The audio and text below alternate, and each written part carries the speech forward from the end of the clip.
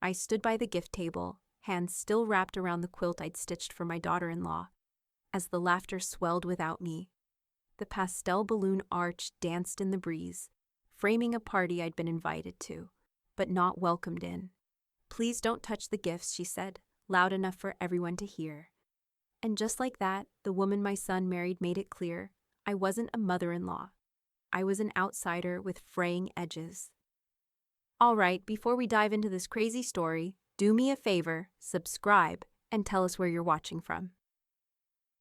The backyard looked like it had been plucked straight from a glossy magazine spread.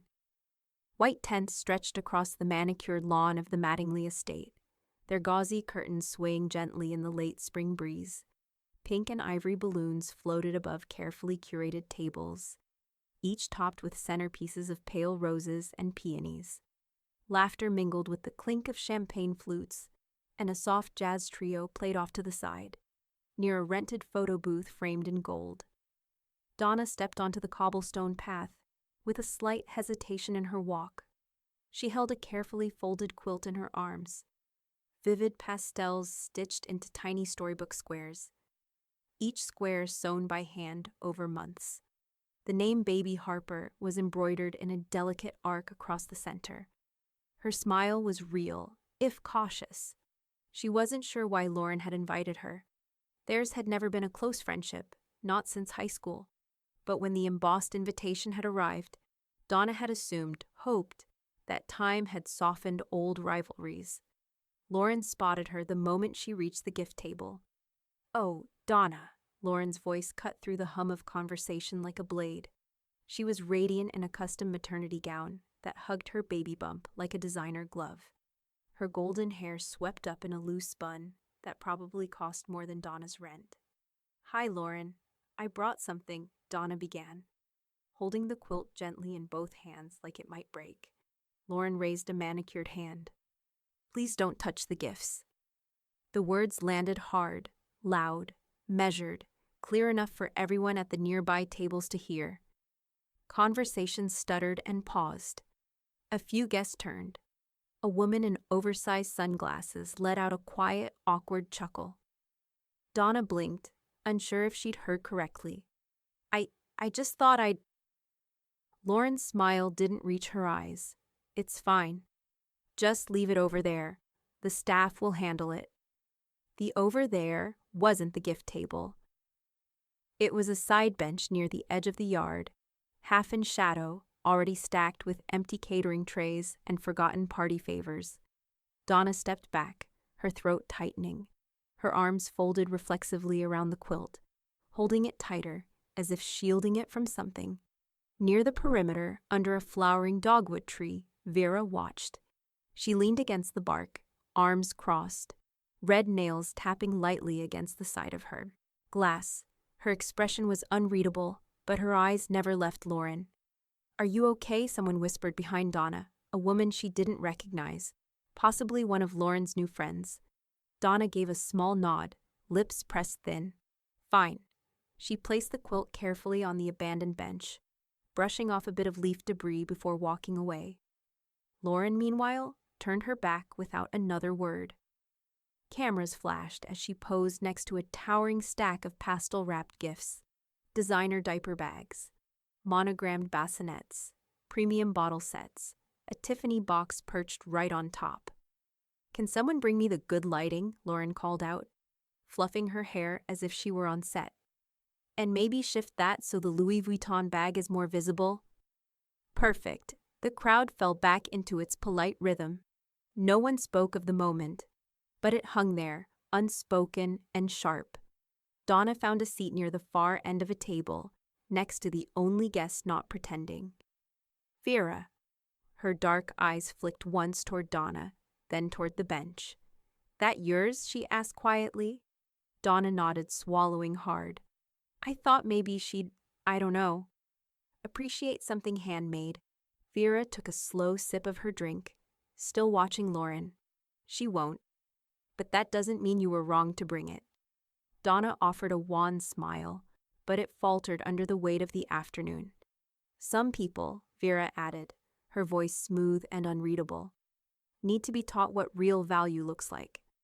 Before Donna could respond, there was a shriek of laughter near the pool, followed by the sharp crash of glass breaking. Then Lauren's voice again, this time louder, thinner, with just a hint of panic. "Where's the assistant?" This was not supposed to happen. Vera set down her glass, rising slowly from her chair, her gaze still fixed on Lauren. "Stay here," she said to Donna. "This is where it starts." Donna sat in her car for nearly 15 minutes after the baby shower ended. The laughter, the polite air kisses, the curated perfection of it all. It clung to her like smoke, but under it, something else simmered. Not humiliation, not even hurt, something older, sharper. She reached into her purse, pulled out a half-used legal pad, and clicked a pen to life. The engine was off, the windows cracked, but the heat from the sun clung to the dashboard like it was trying to suffocate her. She didn't care. At the top of the page, she wrote, "Names." Underneath, she began. Wendy Cartwright, handled invites. Worked in PR, likely still loyal. Jared Ross, ex of Lauren's, now married. Worth watching. Dr. Elise Brandt, OBGYN, Lauren name, dropped 3 times. Megan Foxley, gift table volunteer. Probably heard everything. Florist fan. Dust plus Bloom. Each name came with a memory, an eye roll, a raised brow, a backhanded compliment tossed her way like birdseed. Donna remembered it all. The smile Lauren gave after please. Don't touch the gifts that wasn't about embarrassment. It was performance, deliberate. She wanted witnesses. Donna closed the pad, tossed it onto the passenger seat, and picked up her phone. Instagram. At Lauren.MattinglyBluecheck verified. 150,000 followers. Page bio. Mommy Maven Media Strategist. Collabs. Dwell Baby Bloomies Tumbel Skin. Inquire via DM. Donna scrolled. Every photo saturated and perfect. Sunlight cascading across Lauren's bump. Brunch spreads too pretty to eat. The luxury nursery reveal shot like a Vogue spread. There were photos of the party, guests smiling, gifts displayed. Even a slow-motion video of Lauren twirling under the balloon arch. No sign of Donna, not even in the background. Donna's finger hovered over a photo from that very afternoon. There was Megan Foxley, laughing behind Lauren. There was the quilted tablecloth Donna had stood beside. But no Donna, cropped out, removed. "She edits people like furniture," Donna muttered. A shadow moved in her periphery. Vera. She slipped into the passenger seat without asking, like this was always the plan. "You ever notice," Vera said, flipping her own sunglasses up, "how she keeps her teeth clenched when she smiles? Like her face knows it's lying." Donna didn't look up. "She scrubbed me from everything, like I was never there." "Of course she did. You don't fit the aesthetic." Donna turned to her, jaw tight. "I don't want pity." "Good," Vera said, pulling a compact from her bag and checking her lipstick in the mirror. "Because I don't do pity. I do strategy." Donna's silence was answer enough. Vera grinned. "All right then. Let's start with who she owes."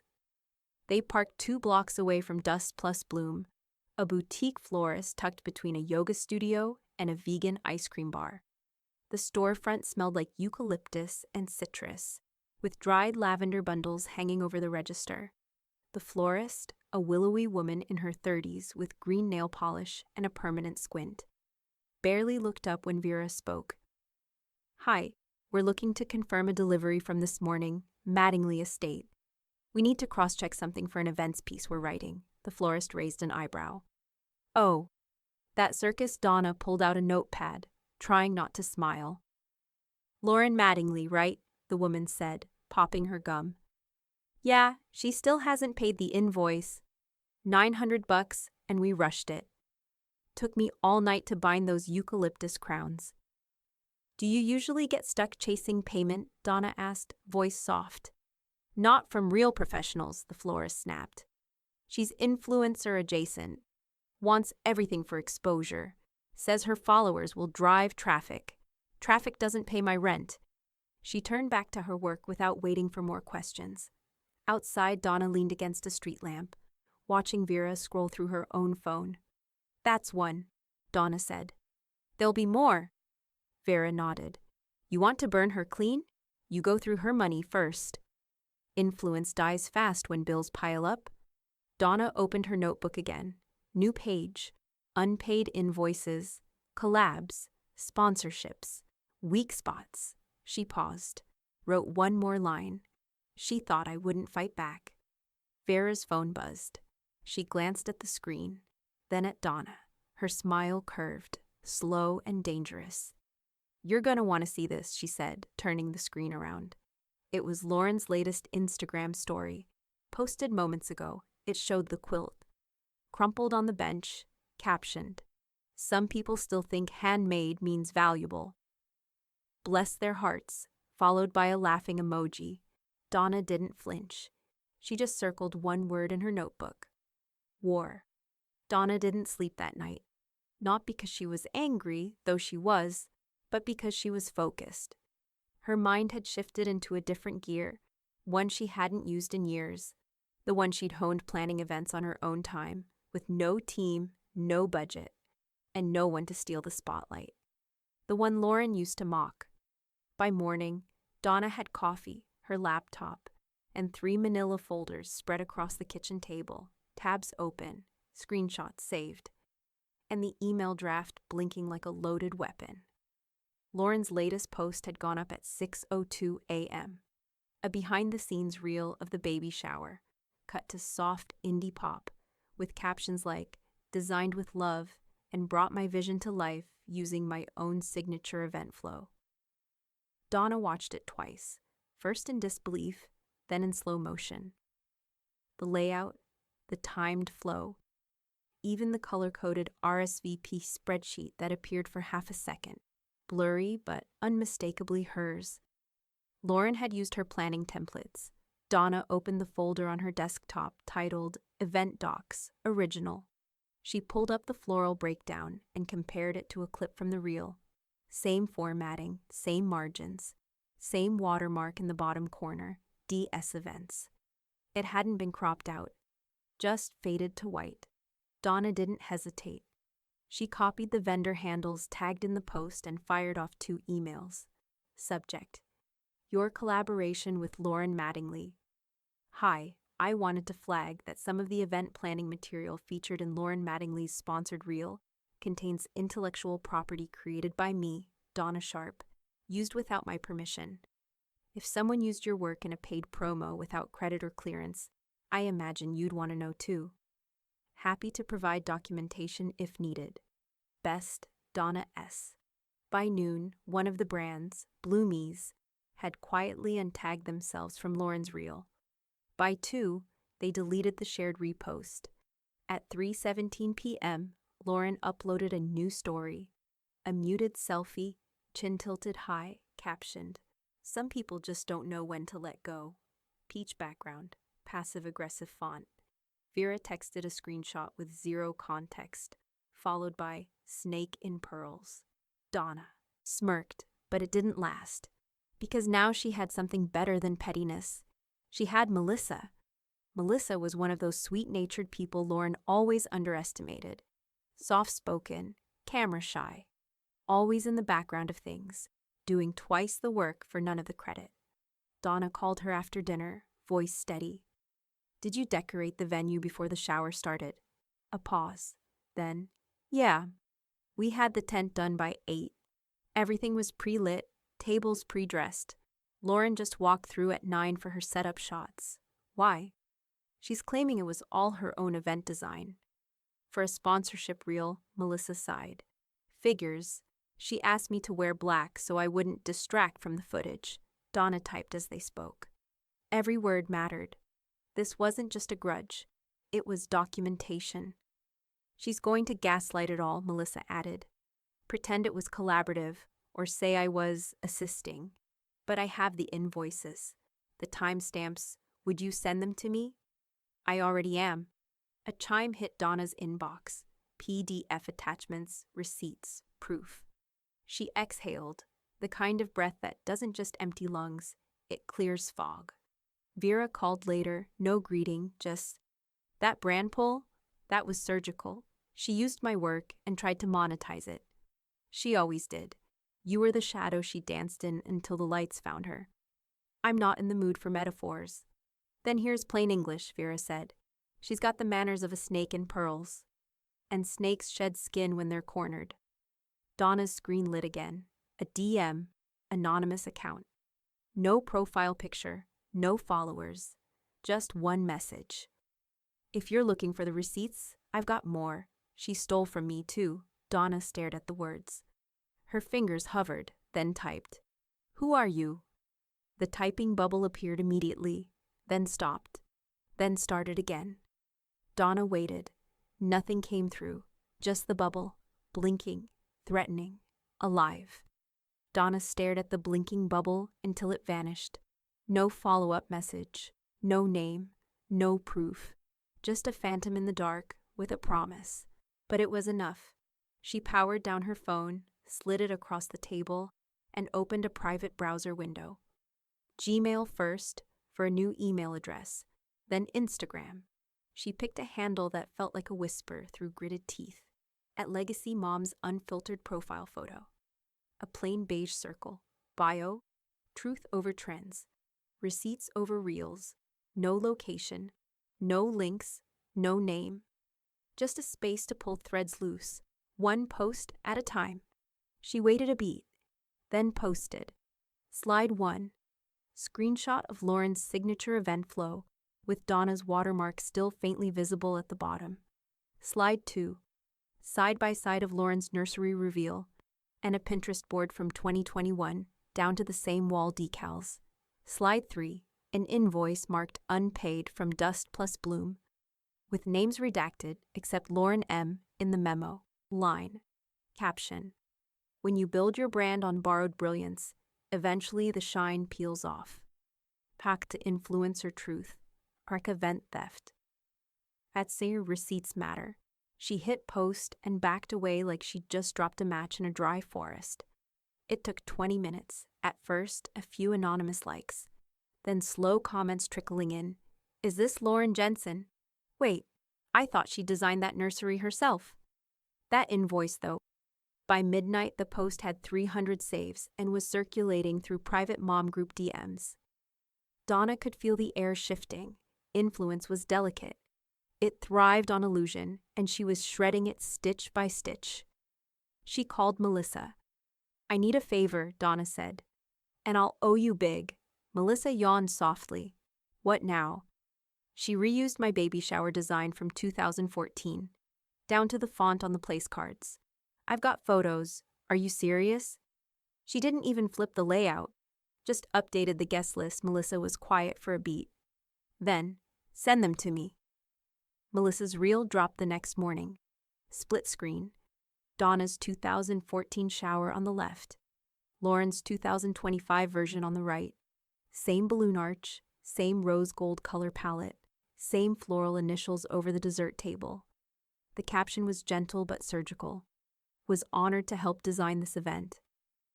Deja vu is real or inspired or copied Hamachaharfa, old blueprints, new names. It didn't name Lauren, it didn't have to. Legacy Moms Unfiltered reposted it with a side comment. Recycling's good for the planet, not for original content. By noon, the reel had 20,000 views and was trending on a niche parenting aesthetics page. By 3 p.m., Lauren's follower count had dropped by 400. By 5, Tumble Skin deleted their tagged photo of her and replaced it with a minimalist flat lay. Quiet, efficient, cutting. Vera texted a photo of it, followed by, "One down." Others will watch. Donna replied with a single checkmark emoji. By sunset, Lauren posted a story. White background, black text. The tone was pleading, dressed up as gracious. So much love to the mamas who support and uplift instead of tear down.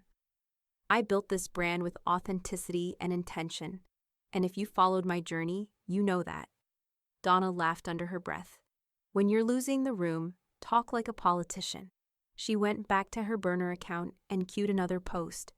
This one didn't even include Lauren's name, just a message in white courier font against a black background. If someone lies long enough, They start calling the truth negativity. It got reshared 42 times in an hour. Someone tagged a Reddit thread. Someone else DM'd, "You're doing God's work." I always felt something was off with her. The DMs came in faster than she could read them. Anonymous assistants, burned collaborators, one graphic designer, a photographer, all sharing quiet receipts, contracts, deleted credits, reposts that never included tags. Donna documented everything, screenshots, names, dates. And just as she started uploading a new post about a ghosted payment to a doula collective in Austin, her burner account got flagged. A notification flashed in red. This content is under review for violating community guidelines. Then another and another. Vera called her immediately. She's trying to smother it. Mass reporting, classic damage control. Donna refreshed the page, posts disappearing, one by one. But Legacy Moms Unfiltered wasn't going down. Because Donna had just finished backing up every post, every comment, every DM, to a newsletter list she'd quietly built all day using an off-platform form. 2,000 subscribers, all waiting. The decor blog was glossy, aspirational, and ruthlessly selective. Exactly the kind of platform Lauren had been clawing toward for years.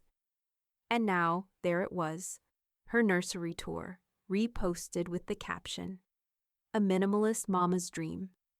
Lauren Mattingly's soft-toned nursery reveal. It should have been a win. Instead, the comments rolled in like a mudslide. "Wait, isn't this the same nursery design from at Nursery Curated 2021? I thought this was a sponsored post. Why aren't the hashtags disclosed? Can someone confirm if this was actually gifted? Because I smell BS. Receipts thread dropping at 8 p.m. Stay tuned, mamas." Lauren disabled comments before the hour was out. Donna saw it all unfold from her kitchen table, sipping lukewarm coffee and watching the war unfold like she was reviewing case files. She didn't even need to touch it. She'd already planted the seeds. Vera messaged, "Damage is setting in. Shall we water the cracks?" Donna responded with a name and a handle, at Mom Truth Patrol. It was a watchdog parenting account known for dragging shady sponsorship deals, and Donna knew exactly how to bait them. Tip submission, anonymous subject, undisclosed sponsorship, chahas, fake gifting. "Hi there. Not sure if this crosses your radar, but influencer Lauren Mattingly recently did a nursery tour and tagged several products as gifts. According to sources, most weren't gifted or cleared for commercial use. Some were even returned post-shoot. Just thought your followers might want transparency. Regards, Concerned Mama." It didn't take long. Mom Truth Patrol posted a side-by-side, Lauren's nursery post beside a screenshot from a vendor email stating clearly, "This item was not gifted, nor was permission granted for use in influencer content." The caption was swift and surgical. When gifting is actually just faking. Transparency matters. #, Momfluencer, watch. By noon, Chaos, Nest House, the crib brand, issued a public comment demanding removal of their logo. Swaddlelux, a linen company tagged in the photo carousel, went further, emailing Lauren directly and CCing legal counsel. Their cease and desist leaked on Twitter within hours. Meanwhile, in the Mattingly house, things were no longer pastel. David stood in the doorway of the nursery, brows drawn, a spatula still in one hand from flipping eggs. "Babe, what's going on? Why are people saying you lied about the baby stuff?" Lauren sat on the floor, phone clenched in both hands like it was a live grenade. Her hair was half curled, makeup smeared at the corners. This wasn't the lighting she curated. "They're jealous," she snapped. "I built something real, and now people want to tear it down." David rubbed his temple. "But did you lie about what was gifted?" Her head whipped up. "Excuse me?" "I'm just saying," he said carefully. "You said everything came free. But if they're—" "Oh my God, don't start." Her voice cracked sharp. "This is your mother's fault." David blinked. "What?" "She's never liked me. And you know what? She always liked Donna." "Don't pretend you don't remember." David took a step back. "Are you serious right now? I saw how she looked at her at the shower, like she was proud of her stupid little quilt. Lauren stood, pacing now. She's behind this. All of it. Her or Vera or both. Or... She stopped, eyes wide, voice barely a whisper. Donna. David didn't answer. He just walked out of the room. Back at her own house, Donna flipped another page in her legal pad. David Mattingly, loyal but malleable. She crossed off his name. Then, with a quiet click of her pen, she underlined another. Marjorie Mattingly. David's mother.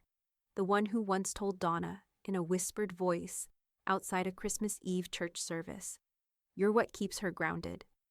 And that's why she hates you for it. Donna sipped her coffee, now cold. She didn't mind.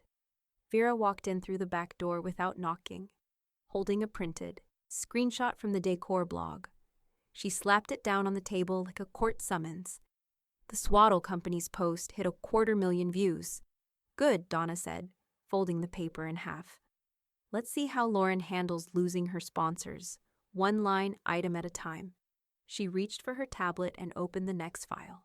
Subject: Prenatal Retreat Post. Undisclosed affiliate links. Lauren deleted her first comment at 6:04 a.m. It was from someone named at Mom Life Unmasked, and it read, "So, where's the disclosure? This looks like a paid ad gone." Poof. As if it had never existed. But Lauren didn't know Melissa had already screenshotted it, along with every other comment that followed. This feels dishonest. Why did Swaddle pull their tag? I used to love your content. Not anymore. By 6:45, Melissa had turned it into a carousel post. Deleted doesn't mean it didn't happen. A clean white background. No venom. Just proof. The post was calm, surgical, like a forensic exhibit. Lauren tried to report it. It stayed up. By noon, Lauren's Instagram grid looked like it had been raided by ghosts. 10 posts gone. 2 more edited beyond recognition. Captions rewritten to vague sentiments about growth, evolution, and navigating negativity. But the new comments didn't care. You lied. Again, where's the apology? Aren't you the one always preaching authenticity? Lauren turned off commenting entirely by 2 p.m., and in doing so, she turned off control. Donna watched it unfold from the cafe on 6th and Alder, the one Lauren used to say had dusty mugs and tragic lighting, the one she told Donna to stop tagging in posts because it made the brand look cheap. Donna now tagged it deliberately. She sat at the far end, legal pad open, a slow cappuccino in hand. Across the room, Jenna Carlisle waved. From behind, Devin Pierce leaned over and said, "You still planning charity events? We should talk." It wasn't the old clique, it was the grown-up version, former high school contacts, old work acquaintances Lauren had quietly elbowed Donna away from years ago. Now, they were circling back, not with fanfare, but with quiet nods, a text here, a comment there. Donna didn't push. She didn't have to. When Lauren's voice left the room, Donna's returned. Meanwhile, Vera planned a quiet little book club. She posted a photo on her stories. 6 chairs in a warm circle, wine glasses on a tray, the corner of a hardback novel peeking out, the paper wasp, no tags, no names, but the people in the comments knew, and more importantly, Lauren knew, because she wasn't invited. David found her storming around the kitchen, slamming drawers and muttering, "She thinks she's subtle." "Who?" he asked, without much energy. "Your mother," Lauren snapped. "She's playing high school again, hosting secret book clubs, laughing at me with her precious Donna, probably baking together while they plan my downfall." David blinked, exhausted. "I didn't even know my mom read fiction," Lauren whirled around. "Don't act like you're not involved. You didn't defend me. You didn't push back." He looked at her like she'd just screamed at a mirror. "Because I didn't know what was true," Lauren's voice dropped low. "You were supposed to be mine." David didn't answer. That night, Vera sent Donna a photo. A bottle of red wine, a book with a yellow sticky note on the cover. "Lauren, A case study in delusion. Donna smiled, just slightly. Then she picked up her phone and opened a new group thread. 4 names from Lauren's old inner circle. The ones who'd quietly faded away when Lauren started polishing her image. Hey, hope you're doing well. I know we haven't spoken in a while, but I'm hosting something small next Thursday. Just friends. No cameras. Would love to catch up. The first reply came instantly. Absolutely. Been meaning to reach out for a long time. The second. So glad to hear from you. Count me in. Donna didn't even finish the thread before she added their names to her list. This wasn't just revenge. This was reclamation. Lauren in her bathroom stared at her reflection under harsh overhead light. No ring light, no filters, just herself stripped bare. Her phone buzzed. It was a DM from a brand she hadn't worked with yet, but had been courting for months. Hey Lauren, saw some things circulating. We're going to pause collab talk for now. Hope things smooth out. Best Lauren sank to the edge of the tub. The silence was no longer elegant. It was loud. It began with a removal. Not loud, not announced, just gone. The local parenting Facebook group Lauren co-moderated quietly took her name off the admin list. The banner was updated. Her signature quote, "Progress over perfection," deleted from the About section. She didn't even get a message. She found out when she tried to approve a comment and saw that you no longer have permission to perform this action notice, in pale gray at the top of her screen. She refreshed twice, then dropped her phone face down on the kitchen counter. Meanwhile, Donna sat in the library's community room with a young mother named Claire, whose eyes still carried the storm of new motherhood. She was soft-spoken, visibly anxious, and wearing the same navy wrap dress Lauren had once mockingly referred to as pre-therapy Gap chic. Claire hadn't forgotten that. She cornered me at the co-op meetup, Claire said. Told me my baby's outfit looked like a sleep sack from a budget hospital. Donna didn't blink. She's cruel when she's insecure, which is most of the time Claire exhaled like she'd been holding her breath for months. Donna flipped her notebook closed and smiled gently. You're not alone, and you're not imagining any of it. Claire nodded. I want to help. Donna didn't answer. She just handed her a folder. Inside, templates, contacts, and a checklist titled The Honest Mom's Guide to Community Events. The same structure Lauren had stolen years ago, this time gifted without ego, without strings. It wasn't revenge. It was replanting what Lauren had scorched. That night, Legacy Moms Unfiltered passed 10,000 followers. Donna stared at the number, not with glee, but with the calm detachment of someone who'd seen how quickly attention rises, and how sharply it can fall. She posted a story. The algorithm never lies. But moms rarely forget black screen.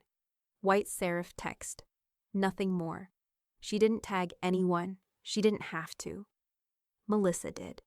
She posted a reel of her toddler painting in the backyard, soundtracked by acoustic guitar and overlaid with a caption that read, "Grateful for the truth tellers, especially the anonymous ones." At Legacy Moms Unfiltered, it got 6,000 likes. The comment section bloomed with agreement. Lauren saw it before she was even tagged. And then came the podcast. Mommy and the Mic was a mid-sized, brutally honest parenting podcast, hosted by 2 moms in Atlanta who didn't play nice for brands. They titled their latest episode, The Fall of Fake Motherhood, When Image Trumps Integrity. The intro was soft, disarming, but the middle, that was scalpel work. They named no names, but the references were unmistakable. The nursery scandal, the deleted invoices, the sponsorship withdrawals, the grid scrubbing, the muted captions pretending nothing had happened. One of the hosts laughed dryly and said, "At some point, pretending to be relatable just becomes performance art for the delusional." Donna listened to it while folding laundry. Vera sent a voice note halfway through. She's finished. She just hasn't accepted it yet. Lauren was in her home office, phone off, blinds closed, draft emails unsent. The room was too quiet, like even the air didn't believe in her anymore. Her laptop pinged. Subject: termination of representation. It was from her PR agent. Lauren, we've appreciated working with you, but given the current climate surrounding your brand and the difficulty in securing client partnerships, we're stepping away from continued representation. We wish you all the best. Dawn. Lauren read it 3 times, expecting it to change. It didn't. She stood slowly, walked to the mirror, and stared. The perfect face she'd spent years perfecting, curating, and retouching now looked tired. Not tragic, just ordinary. Donna, meanwhile, walked past the park where the last Mattingly Moms and Mocktails event had been held, where Lauren once staged a story of organic togetherness that had required 2 assistants, 1 filtered lens, and a prop stylist. That same gazebo was now covered in flyers for a new weekly event. Open blanket Thursdays. All welcome. No. Hashtags necessary. At the bottom, in small print, organized by Claire T., supported by the Honest Moms Collective. Donna smiled and pulled her scarf tighter around her neck as the wind picked up. She passed 2 moms chatting by the benches. One was scrolling on her phone. Have you seen that Legacy Moms page? It's savage, but necessary, you know. Donna didn't stop walking. That night, she lit a candle on her kitchen table. Nothing aesthetic, no brand, no post, just quiet, just earned peace. Then her phone buzzed. New follower request. Marjorie Mattingly. The knock came just after sunset. Donna opened the front door slowly, half expecting a delivery or one of Claire's new volunteers with event flyers. Instead, it was Lauren, standing in silence on the porch, pale and raw like a photo left too long in the sun. Gone was the usual armor. No lashes, no gloss, no curated expression. Just a face stripped down to its mistakes. "Can I come in?" Lauren asked, voice barely above a whisper. Donna didn't move at first. She just studied her, calculating whether this was a setup. But the trembling in Lauren's hand betrayed her. She wasn't here to perform. Donna stepped aside. 5 minutes. They sat across from each other at the kitchen table, the same table where Donna had stitched that quilt under warm lamplight, square by aching square. Lauren looked around like she didn't recognize the place, or maybe she didn't want to. Her eyes landed on the candle from the night before, burned low, wax crusted in soft folds. "Why are you doing this to me?" she finally asked. Donna leaned back slightly. "I'm not doing anything." Lauren's lip curled. "Don't gaslight me." Donna's voice didn't rise. "You're unraveling, Lauren." "I'm just watching." Lauren shook her head, blinking fast. "This was supposed to be my moment." Donna tilted her head. "You had it.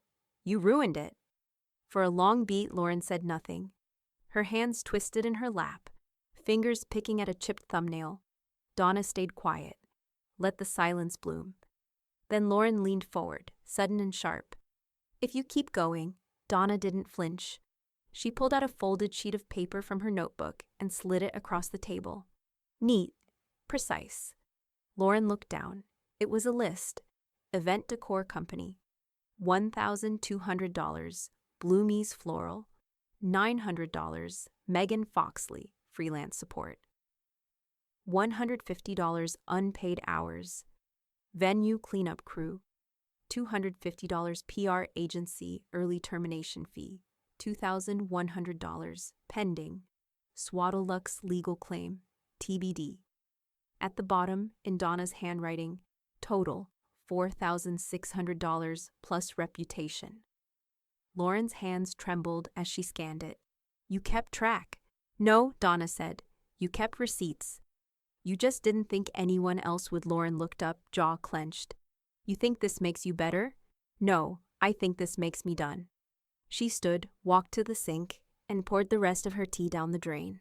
When she turned back, Lauren was still sitting, shoulders hunched, hands gripping the paper like a lifeline she didn't want, but couldn't let go. "I trusted you," Lauren said, the words slipping out like an accident.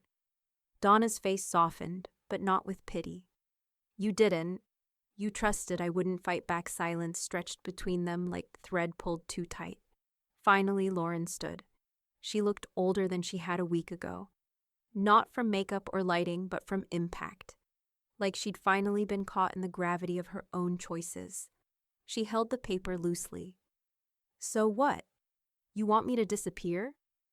Donna walked her to the door. I don't want anything from you, she said, holding it open. I just want everything back you took. Lauren didn't move right away. Her breath hitched. David thinks I've lost my mind, Donna's gaze held. Maybe it's the first honest thing you've done. Lauren stepped onto the porch, the screen door creaking softly behind her. She didn't say goodbye. Donna didn't either. As the door clicked shut, Donna returned to the kitchen and crossed Lauren's name off a new list. One labeled, Direct Confrontations, completed. Next name, Marissa LeClaire, podcast host. She was already scheduled for a phone interview the next morning, not as Legacy Moms Unfiltered. As Donna Sharp, behind her, the wind pushed against the windows. A storm was coming. But for once, Donna wasn't the one unprepared. David wasn't the kind of man who looked for lies. He liked things straightforward. Emails in folders, socks in pairs, bills paid early, conflicts smoothed over before it stuck. But that morning, standing in the entryway of the house he and Lauren had renovated last spring, something snapped. He held an envelope in his hand. One he'd opened by mistake, or maybe not. It was addressed to Marjorie Mattingly, but sent to their home. Inside, a paid invoice for the baby shower venue. $1,500, paid in full by Marjorie Mattingly. Date, 2 weeks before the shower. Lauren had said it was comped, that the venue had sponsored it in exchange for digital visibility. She'd even made a production of tagging them in a now-deleted Instagram reel. David stood in the doorway of the bedroom where Lauren sat cross-legged on the floor, surrounded by unopened packages and a folded white backdrop she hadn't used yet. Did my mom pay for the venue? Lauren didn't look up. What? You said it was sponsored. She blinked. Too long. Too slow. It was part of a bundle deal. A few moving parts. Some trade work. Why are you asking? David tossed the invoice onto the floor between them. It landed like a slap. Lauren stared at it, then picked it up, expression twisting. Okay, technically, yes, but it was always meant to look like a collab. That's the whole point. She wanted to help. She wanted to help because you told her no one else would, David cut in. You said everything was handled, that you didn't want pity. Lauren's face tightened. This is not a big deal. It's a lie, he said quietly. And now I'm wondering how many others there are. Half an hour later, David's phone buzzed. New email from Donna Sharp.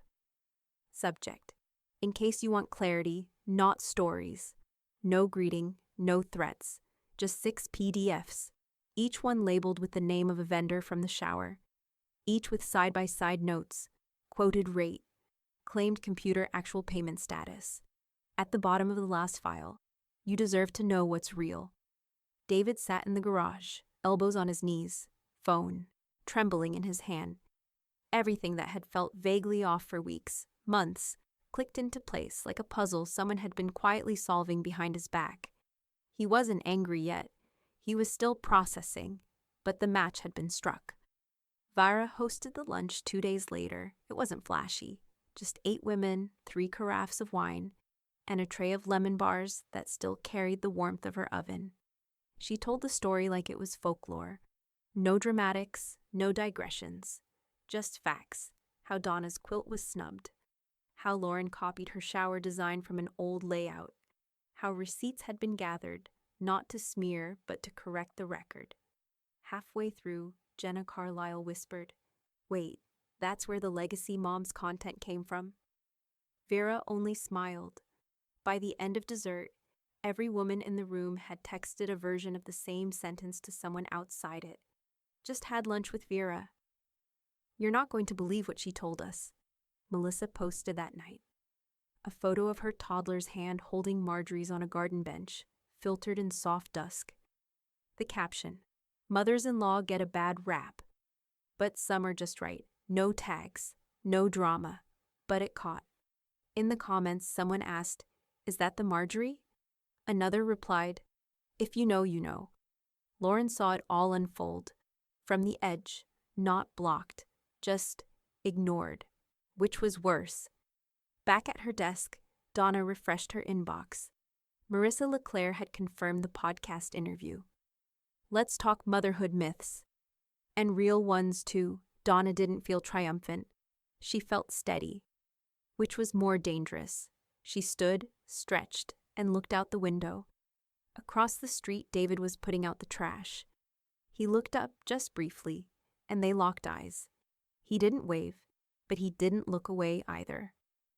Lauren refreshed her screen like it might change the math. 99.8K followers. The 6-digit badge she'd clung to like a title, gone.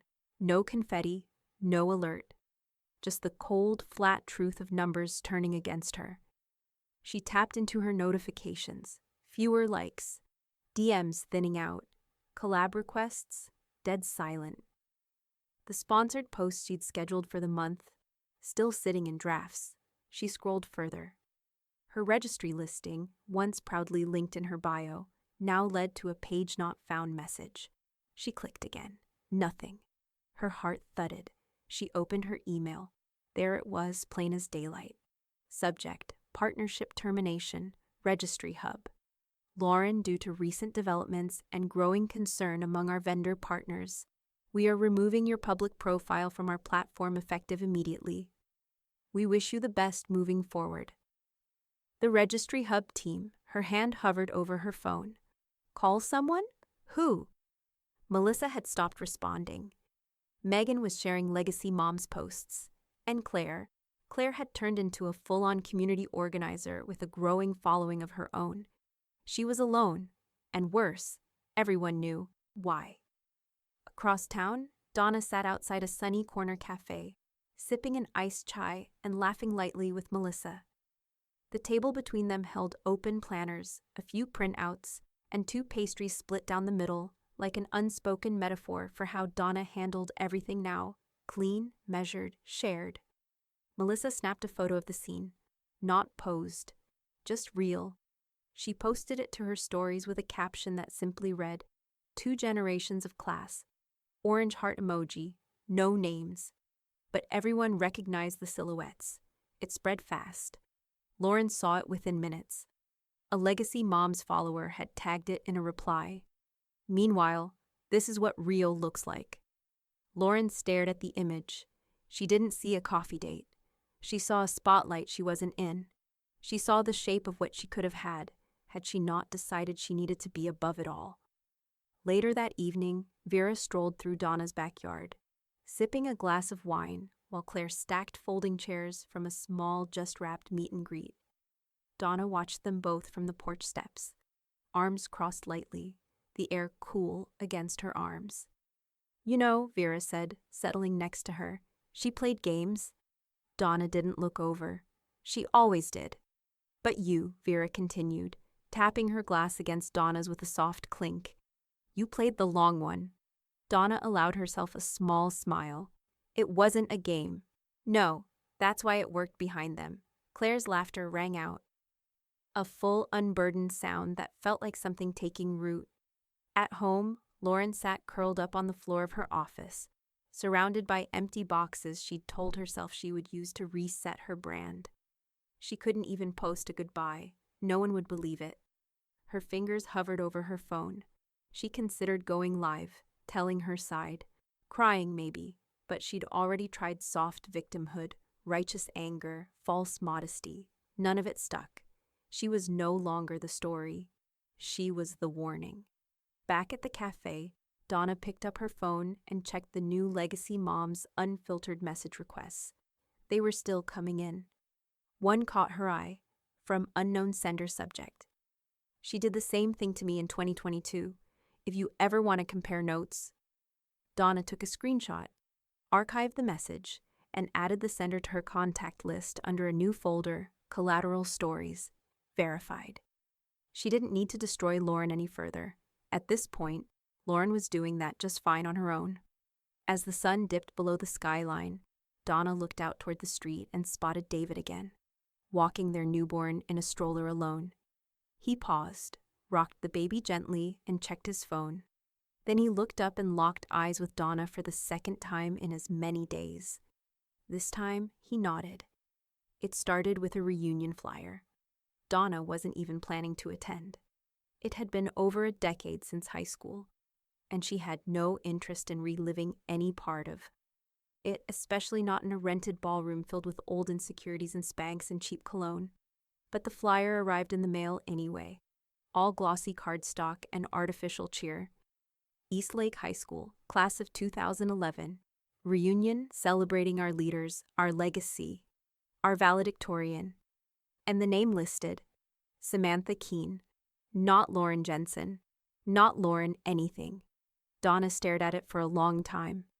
She flipped the card over, checked the date, ran a search, double, then triple confirmed.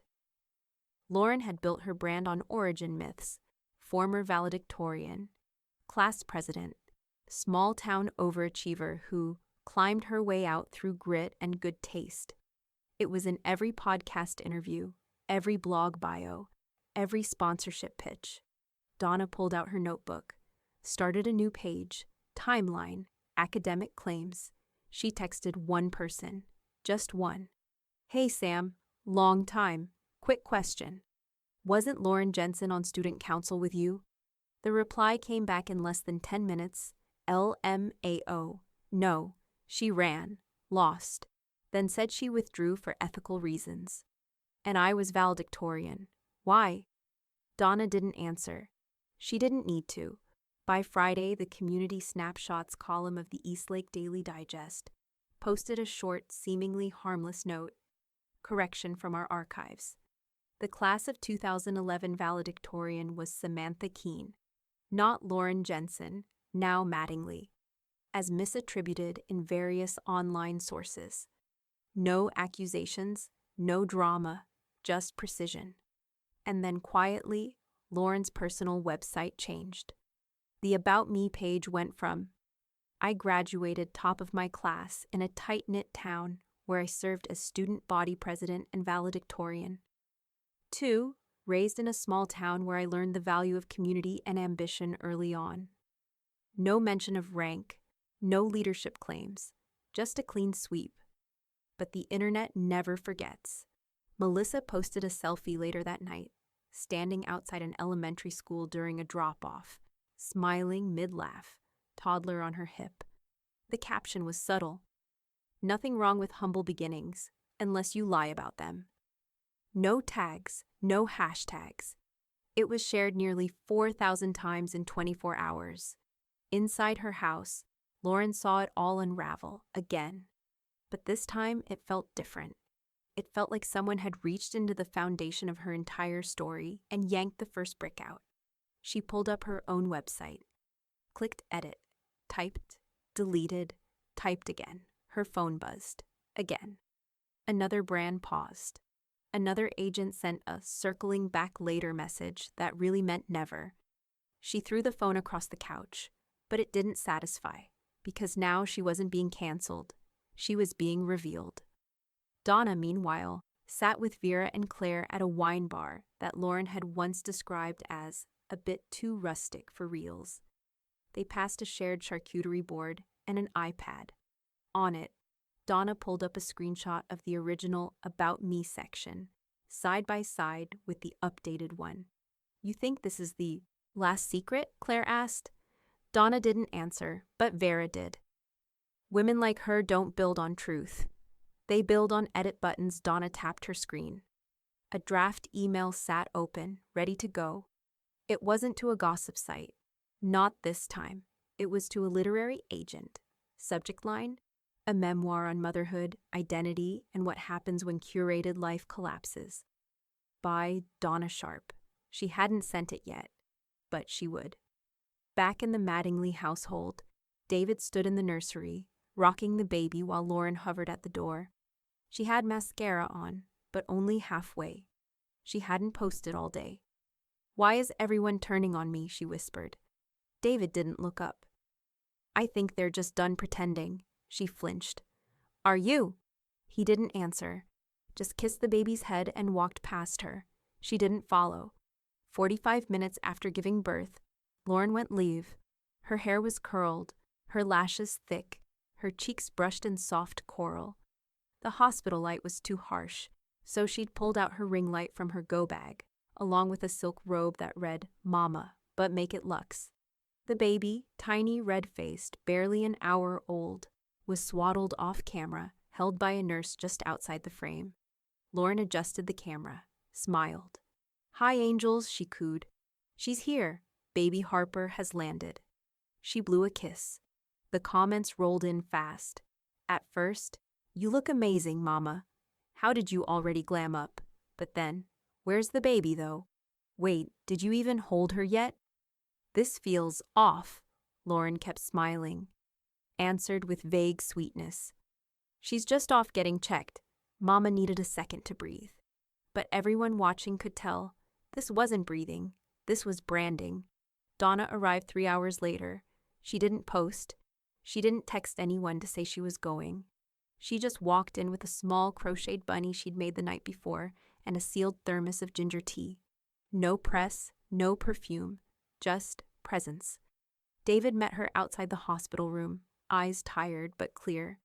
He opened the door without a word.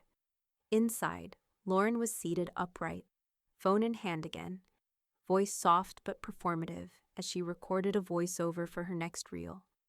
Donna paused at the threshold, looked at her, then looked past her.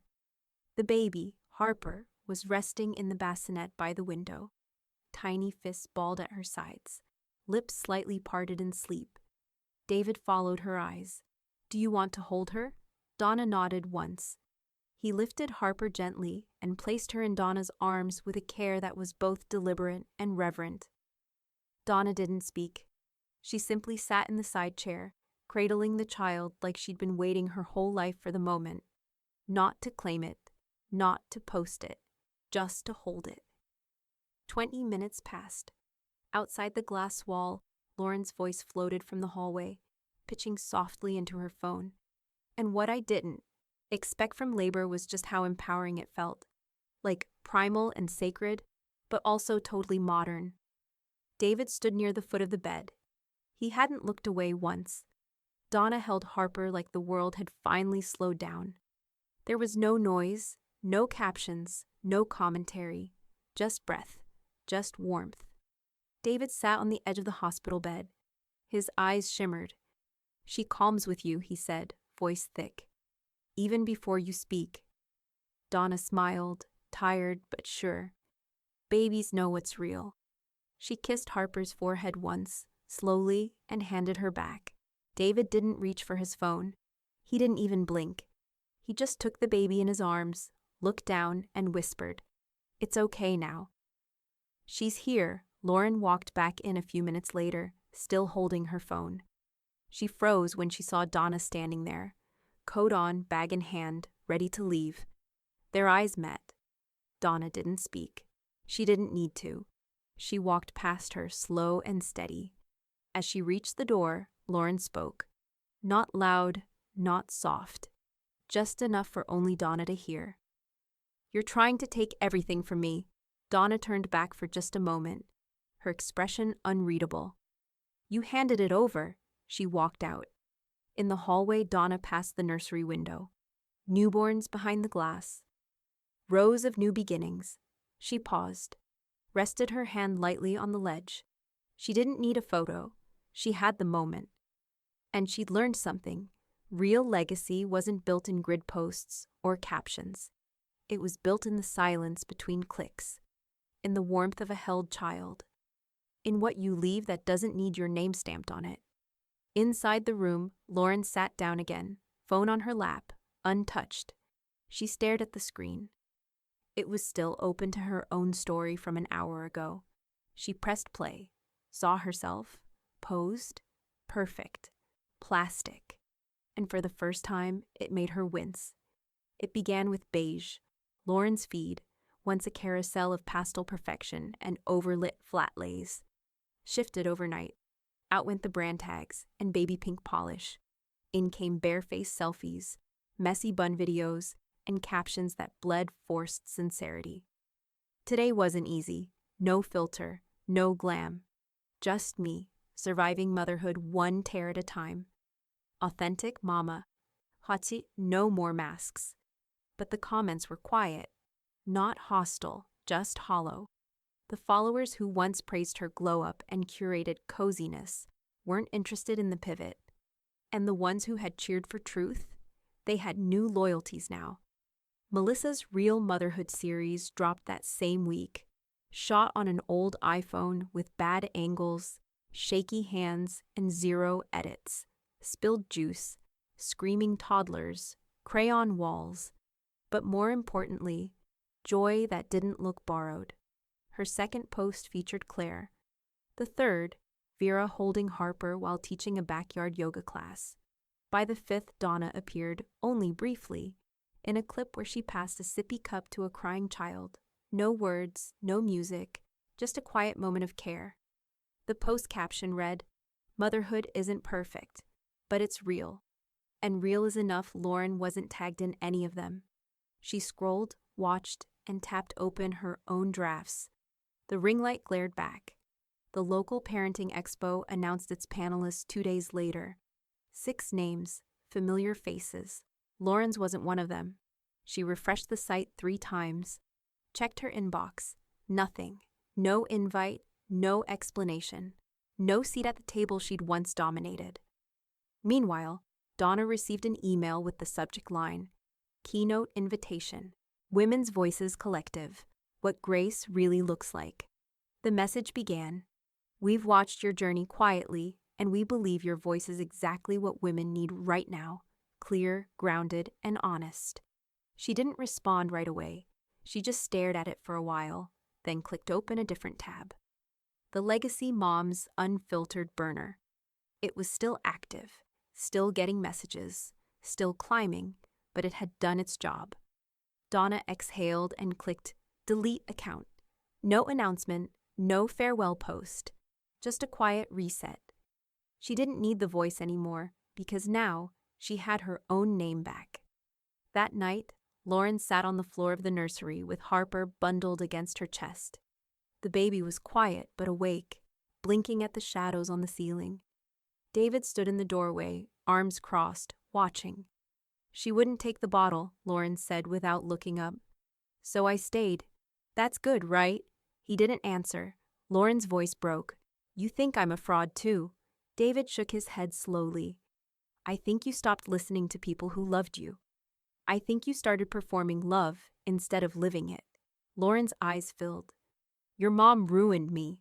David's tone didn't shift. "She didn't ruin you. She stopped protecting your lies." Lauren pressed her face to Harper's head. "I didn't think it would get this far." David knelt down slowly. "That's the thing about climbing fake ladders. You only notice the height when it breaks beneath you." He stood, walked to the door. Before he left, he looked over his shoulder. "You want people back? You'll have to be someone they can come back to." Back across town, Donna stood at her window, watching dusk settle in like a folded blanket. Claire had texted her the keynote announcement. Melissa had called her the blueprint in a private message. Vera had dropped off soup earlier, unannounced, with a sticky note that said, "Stay humble, but not silent." And for once, Donna wasn't planning her next move. She wasn't plotting, or watching, or waiting. She was just living. Free. Inside the Mattingly home, Lauren opened Instagram and stared at a blank caption field. No hashtags came. No filter felt right. No sentence started strong. So she closed the app, and for the first time since the baby was born, she sat still, quiet, unseen, unbranded. The doorbell rang just after 10.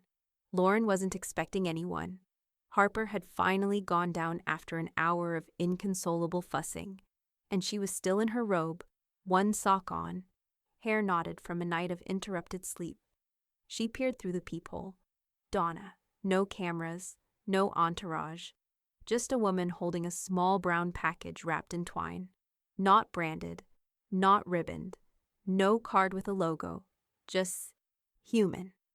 Lauren opened the doors slowly, defensively, her posture half-braced. Donna didn't ask to come in. She simply held out the package like she was placing a stone back, where it belonged. "I won't stay," Donna said. "This is just something I didn't want to leave unfinished." Lauren didn't reach for it at first, then she took it, hesitant, like it might unravel in her hands. Donna didn't smile, didn't accuse. She just turned, walked down the porch steps, and left. Inside, Lauren sat down on the edge of the couch and untied the twine. Inside the brown paper was a blanket, the one Donna had made months ago, back when Harper was just a bump, and Lauren was still curating registry lists and color-coded baby mood boards. She had rejected the blanket back then, said it clashed with the nursery tones, said it looked handmade in a way that wasn't elevated. Now it looked like the most beautiful thing in the room, soft, worn, lovingly stitched, each square a quiet sentence. A history Lauren had once tried to edit out. At the very bottom of the box was a folded note. "One day, she'll ask why I wasn't around. This is the answer. Nothing more. No name, no signature." But Lauren knew. She didn't cry. Not right away. She just sat there, blanket across her lap, note trembling in her hands, the silence of the house pressing in like truth. David came home an hour later. He saw the package before he saw her. Lauren didn't explain. She didn't need to. He walked over, glanced at the blanket, then at the note still on the table. He read it once, said nothing, but his hand brushed her shoulder as he passed behind the couch. Gentle, brief, almost imperceptible. It was the first thing he'd given her in weeks that didn't feel like obligation. Later that night, Lauren posted a story. White background, no photo, just one sentence in soft gray text. "Some people just can't let go." No one responded, not even her most loyal followers. No DMs, no fire emojis, no soft sending love replies. The story expired quietly, forgotten before it even finished its 24-hour cycle. And for the first time, Lauren didn't repost it. Across town, Donna stood in her laundry room, wiping her hands on a towel. The house was quiet, lit by the dim underglow of stove lights and the hum of late evening peace. She didn't check her phone, didn't scroll to see if Lauren had posted the gift. She already knew what it meant. She hadn't brought the blanket to shame her, or to guilt her. She brought it to close the loop. Because the gift wasn't the fabric, it was the decision not to leave love behind just because it had once been ignored. It was proof of what was offered and what was refused, and who chose what. She folded another quilt she'd been working on, this one for Claire's community center. Bright oranges and deep greens, loud colors that didn't apologize. She'd sewn her initials into this one, not for ego, but for legacy. Back at the Mattingly house, Harper stirred. Lauren reached for her, wrapped her in the handmade blanket. The baby settled almost immediately. Her breathing evened, soft and rhythmic. Lauren sat down on the edge of the bed, blanket tucked around them both. She didn't post it. She just held her. And for the first time, she wondered what it might feel like to earn something real and not have to prove it. Donna sat in the nursery with Harper in her arms, the late morning light spilling soft gold across the floorboards. The baby was half asleep, one fist curled into Donna's sweater, the other resting on her own chest. A quiet rhythm filled the room. No music, no monitor beeps, just the hum of calm. The blanket wrapped around Harper still held the faint scent of wool and lavender. Donna adjusted it gently, tucked it under her chin. Across the hall, the door was cracked. Lauren sat on the edge of the guest bed, hunched over her phone, thumb dragging slowly through a feed that no longer moved with urgency. She wasn't posting, just scrolling, watching the world happen without her. No one had messaged about her authentic rebrand. No one asked where she'd been. No one noticed she'd stopped pretending. Donna didn't need to see her to feel the weight in the room, the silence of someone who had finally run out of curated words. David stepped into the doorway behind her, arms crossed loosely. He didn't interrupt. His eyes landed on Harper, then on Donna, and something in his face shifted, subtle but unmistakable. A crack in the cool distance, a softness that hadn't shown itself in years. "Thank you," he said, voice quiet, "for coming, for staying." Donna looked up. "I didn't come for Lauren," she said, brushing Harper's tiny curls from her forehead. "I came for the part of her that hasn't learned how to lie yet." David didn't speak for a moment. Then he stepped fully into the room, sat in the chair across from her. No tension, no walls. Just two people who had been forced to walk through the same fire from opposite ends. Donna shifted Harper slightly. "Some gifts," she said. "Get better with time." He smiled, but it didn't reach his eyes. "You always knew what mattered." "No," Donna said. "I just stopped pretending the rest of it did." Her phone buzzed on the side table. She didn't reach for it. David did, glanced at the screen. "It's Vera," he said, holding it out. Donna took it and stepped into the hallway. The baby stayed asleep, undisturbed. "Hey," she said, tucking the phone between her ear and shoulder. Vera's voice was warm, amused. "You should have been at the luncheon. They're still talking about your keynote," Donna smirked. "Let them talk. You wore the blue dress, didn't you?" "I wore flats." "That's even better." They both laughed. In the next room, Lauren set her phone down without closing the app. She stared out the window, unfocused. She could hear Harper breathing, could hear Donna's voice in the hallway. For once, it didn't feel like a threat. It felt like proof that there were versions of her child's life that didn't include her in the center of the frame, and that maybe the child would be better for it. She sat back, closed her eyes. Donna returned a moment later, leaned against the door frame, watching the baby sleep. She didn't say anything, didn't need to. Lauren finally opened her eyes, saw her, saw the blanket, saw the moment, and knew she hadn't been the one to give it. Later that night, Donna stood at her kitchen sink, washing the same mug she'd used all week. Vera had sent over soup again. Claire had texted a photo of her son holding a flyer for the new library program. Melissa had tagged her in a Motherhood Monday post with the caption, "Built on what matters." It had all come full circle, but it hadn't come easy. Nothing that lasted ever did. Donna dried the mug slowly and placed it on the shelf. She walked into the living room, opened her journal, and added one more sentence under a page titled, "Things I Gave Without Being Asked." At the baby shower, she said, "Don't touch the gifts." So I gifted her a lifetime of regret. She closed the journal, and this time she didn't write another word.